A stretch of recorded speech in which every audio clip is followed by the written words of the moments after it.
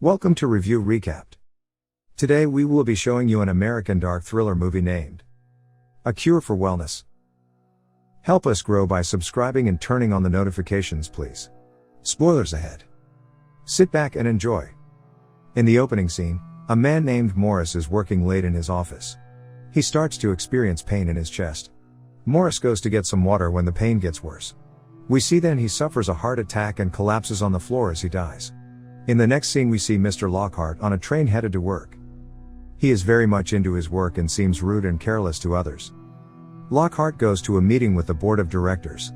They discuss a note sent by the company's CEO, Roland Pembroke, who was supposed to be away for 2 weeks at a spa in the Swiss Alps, but has not returned since, and as the note indicates, he appears to have had some sort of breakdown. Green shows Lockhart an illegal document he handed in that is now under investigation by the SEC. Lockhart is ordered to bring Pembroke back unless he wants to face the penalty for his action.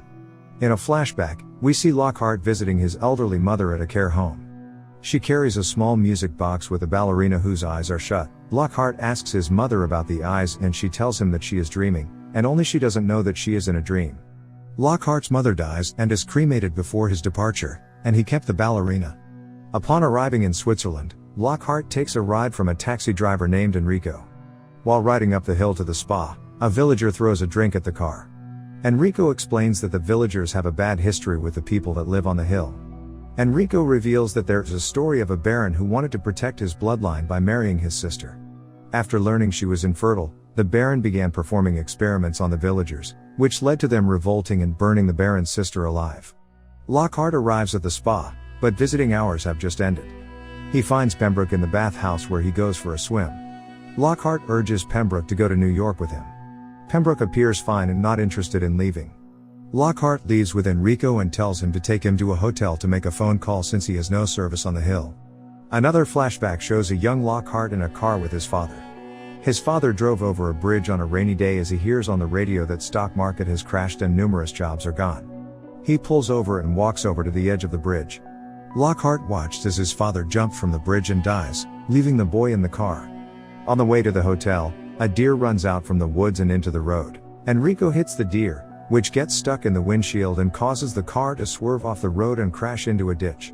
Lockhart awakens 3 days later in a room at the spa after the accident. He meets the spa's director, Dr. Vollmer, who points out that he suffered a broken leg as a result of the accident. Vollmer says he notified Mr. Green, his employer, about the accident. He tells Lockhart to try out the spa's treatments during his stay. He is put to stay in a room where he hears the toilet handle rattling by itself. Lockhart also takes a drink of water and finds a tiny insect creature floating in the glass. Lockhart meets 3 patients, Frank Hill, Ron Nair, and Victoria Watkins. Watkins in particular enjoys crossword puzzles. The 3 of them all seem perfectly pleased with their treatments. Lockhart then meets Hannah, a young woman who considers herself a special case. She and several other patients, plus Vollmer and other staff members, are frequently seen taking vitamin droplets from a blue bottle. Lockhart undergoes treatment inside a water tank. The water fills up and the orderly tending to Lockhart gets distracted. Later it is shown that the tank fills up with eels, causing him to panic. Lockhart rises and has his breathing tube pulled off by an eel. He nearly drowns until he gets the tank to open and spill the water out. Watkins relays the baron's story to Lockhart when he brings it up to her. She mentions that the spa was built on the remains of his castle after the villagers burned it down. Watkins says that the baby was cut out of the baron's sister's womb and then thrown into an aquifer, but it survived. She also mentions that she doesn't know. Lockhart gives Hannah his ballerina figurine in exchange for a bike ride into town. The two go together and stop at a local tavern. Lockhart buys himself and Hannah beers and runs into Enrico, who survived the crash and was given a new car with money that the spa gave him. Hannah stays to listen to music and do a dance by herself in front of the other patrons. Lockhart comes across a barn with a mute child who is drawing the castle fire. His father Peter approaches Lockhart. Lockhart asks questions regarding the spa and its history. Peter then goes to a cow that is ailing and ready to die. He cuts the cow's stomach open, and out spills a stillborn calf and some eels. When Lockhart rejoins Hannah at the bar, he sees a punter dancing next to Hannah. Lockhart tries to get him away from her, but the punk attacks Lockhart. He is saved by Dr. Vollmer, who arrives to pick up Lockhart and Hannah. Lockhart gets in touch with Green, who demands to know what happened with him and Pembroke. Lockhart mentions that Vollmer called them about the accident, but Green knows nothing about the accident until Lockhart just mentioned it. He orders Lockhart to return to New York with Pembroke within the next 24 hours. Lockhart's tooth comes loose and he must pull it out himself. He brings it to a staff member who places it in water. Lockhart then goes off to continue looking for answers. He sneaks past the staff as he goes through several wings. He comes across one room where several patients, including Pembroke, are kept inside water tanks, appearing dead. He also finds an underground area with a pool where dead bodies are dumped in and fed to eels. One of those dead bodies happens to be Mrs. Watkins. When Lockhart tries to return to his room, he is found by the caretaker along with Vollmer and another staff member. Lockhart mentions the issue with his tooth. He is taken into a room and strapped down as he has a drill forced through his front tooth. Lockhart escapes the spa and heads into town to report Vollmer's experiments to a police officer. Vollmer and his staff member arrive to bring Lockhart back. Lockhart mentions the tanks and how he saw Pembroke. Pembroke then emerges alive and well, backing up Vollmer's claims that Lockhart threatened Pembroke and saying he would bring him back to New York by force if necessary. Lockhart has no choice but to return with Vollmer. After undergoing more treatments, Lockhart starts to act and think that he is also not well and must stay for a cure. He has a moment of clarity while writing a note to his employers where he thinks to himself that no man can unsee the truth.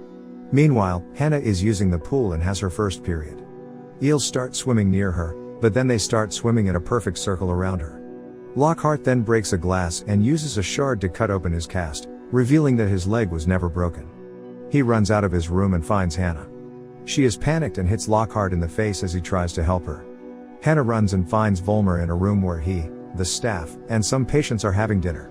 Lockhart runs in and starts to tell everyone that Vollmer is a liar and is the one responsible for everyone being sick due to whatever is in the water, which is responsible for making their teeth fall out as a side effect. Patients start to stand, which Lockhart thinks is in support of him, but they are all actually going against him as they slowly approach him saying that they are unwell. They all crowd around Lockhart until he passes out. Later we see that Lockhart wakes up in a chamber where he is stuck in a coffin sort of machine. Vollmer forces a tube down his throat and uses the eel-filled liquid to put into his body where the eels filter out the vitamins that Vollmer has all his patients take. Lockhart has his teeth fixed and appears to be changed just like the rest of the patients, stuck in a delusion that he is unwell. Vollmer throws a party that night with the patients and staff. He even gives Hannah a new dress for the occasion. In his room, Lockhart starts to come to his senses as he thinks about when Watkins told him about the Baron. He finds a portrait that was taken a while after the fire. There is also a note saying she doesn't know. Lockhart breaks the portrait and uses a glass to magnify one subject in the picture, a man with bandages all over his face.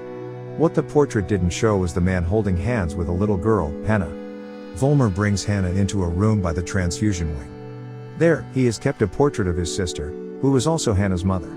Vollmer tells Hannah that as now she is grown up, they have to intercourse together for the sake of Baron's bloodline. Lockhart breaks out of his room and first encounters the caretaker, who attacks him until Lockhart causes steam to blow in his face before he bludgeons the caretaker to death. Lockhart then finds Vollmer and saves Hannah. Lockhart and Vollmer fight, wherein Vollmer pulls off the skin from his face to reveal himself as the hideously scarred Baron. The vitamins have been keeping him and Hannah alive for well over a century. Lockhart leads Vollmer into a trap where he dropped a bunch of fuel, leading Lockhart to set a fire.